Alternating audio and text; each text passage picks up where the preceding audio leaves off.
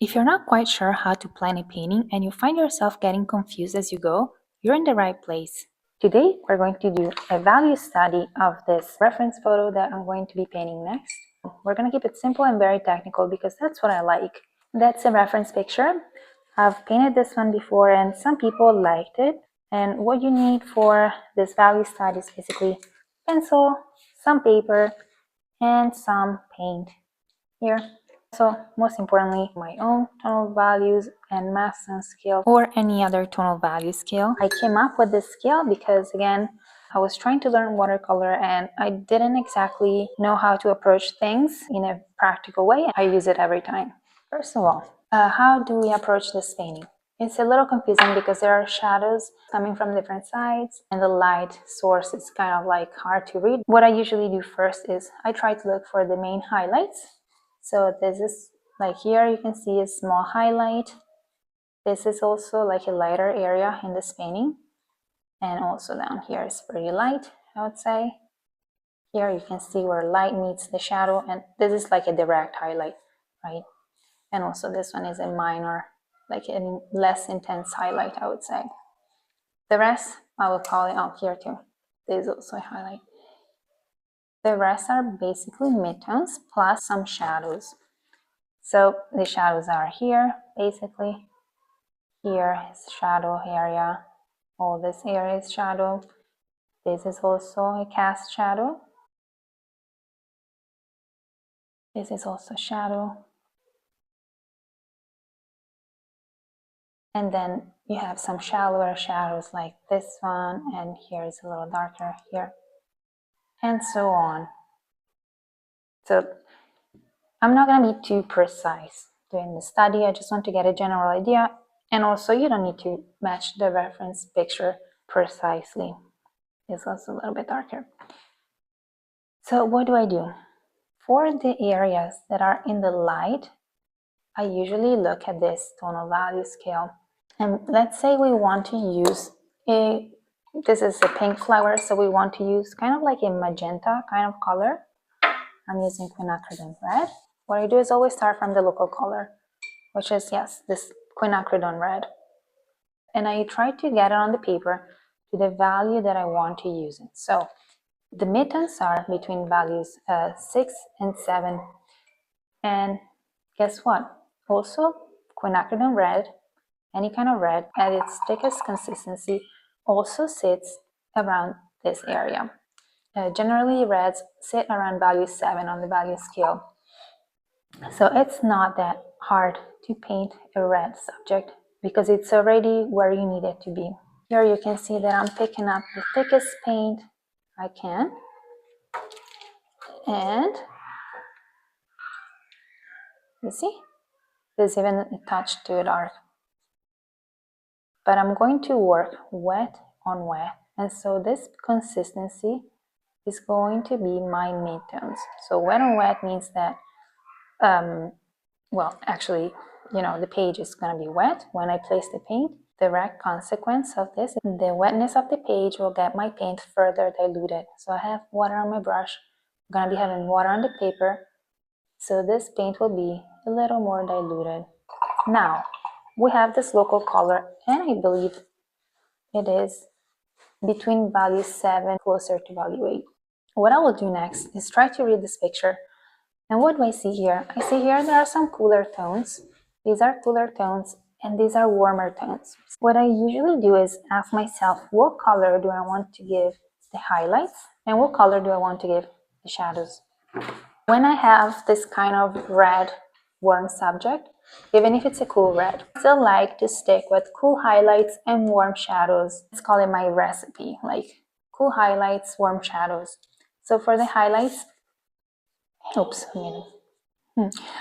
for the highlights, I will go for something like cobalt blue or French ultramarine. And for the shadows, to intensify them, I will bring in some burnt sienna. This works really well for me. Maybe some red, some Perol red. That's a slightly warmer red compared to the magenta. Perol red. And a touch of burnt umber. And not only I'm going to be doing that, but again, when I plan, I always think, where do my colors sit on my tonal values and Masstone scale? The blue, cobalt blue, I think it's around value 7. I mean, cobalt blue is on value 7. And keep in mind, cobalt blue is slightly less intense blue compared to a phthalo blue. So what I'll do, I'll pull out my cobalt blue. This is a water. If I want to see in the thickest consistency, this is gonna be it. It's still a little bit diluted. It's not super creamy. Here, let's try it again. Here. Anyway, this is my cobalt blue. I know that this cobalt blue now is around value 7. So basically, highlights are usually between value 2 and 3. And by using a watery consistency of cobalt blue, it will take us right there, plus minus. We know my red is here, we said. Red magentas sit on value 7. Where I'll be using this cobalt blue is here. And sorry, I'm making a mess on the paper. I was thinking I kind of like my rose the way the reference image is, so I think I will actually stick with it instead of playing like cool highlights, warm shadows. Yeah, maybe just a little bit I'll play it that way, but not completely. And this is just like things you cannot exactly explain. Like when you paint something, you have some idea that pops in your mind when you see a reference picture. So I will keep this part warm actually. This is still gonna be a warm highlight, and this one I'll keep it cooler, on the cooler side.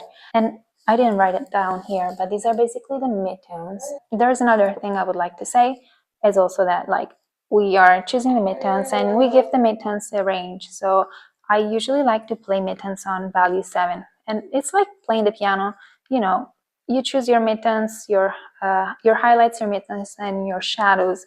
And I like to play around values 2 and 3 as highlights, value 7 for my midtones, and value 9 for my shadows.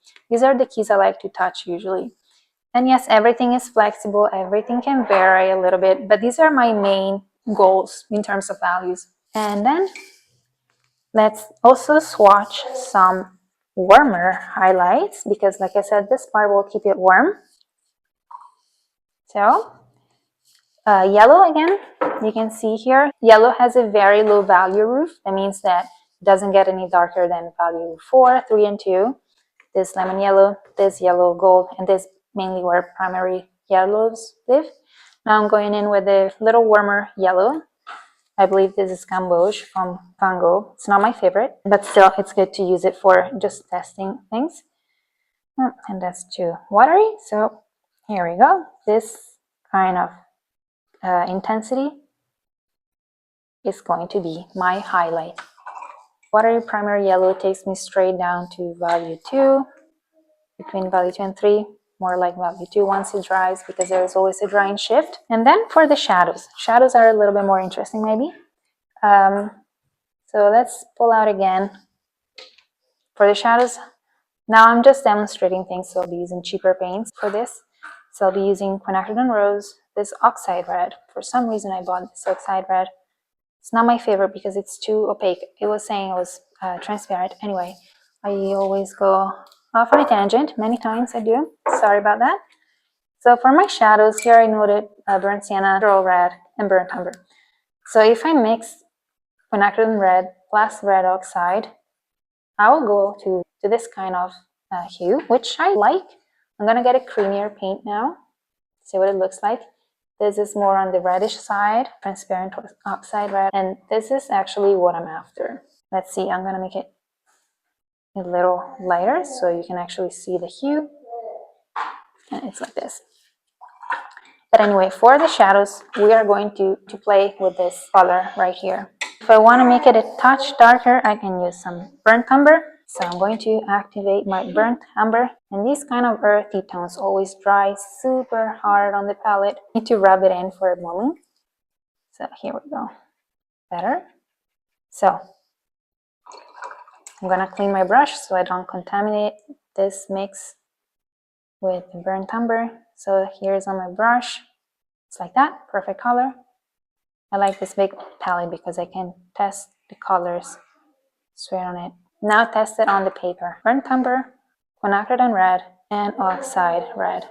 And you can always take this mix as dark as you want. For the transparent oxide red and the quinacridone red that I used, I was basically around here. And I know these values just because of the hues of the colors. The darker we go, the more into the black we will be. So if you want to and if you like it, you can just add some neutral tint. It's not my favorite option because the saturation drops significantly, but that's eventually where the shadows will go to. So these are basically the darkest accents. It's actually a pretty color. I like it. And like I said, I'm gonna write it down here so it's clear. For the highlights, I stick around value 2 to 3, value 9 for the shadows, like 8 to 9, let's say. Let's give it an 8 to 9. But I like to see a clear contrast. So this is the end of this quick value and color study. This is just the way that I approach a painting. That's how I think of it. So yeah, obviously it makes sense to me. I don't know if if it resonates with you. If it does, I would love to hear what you think of this way of putting the colors together and deciding your values. And I'll see you in the next video with the painting. Ciao, ciao.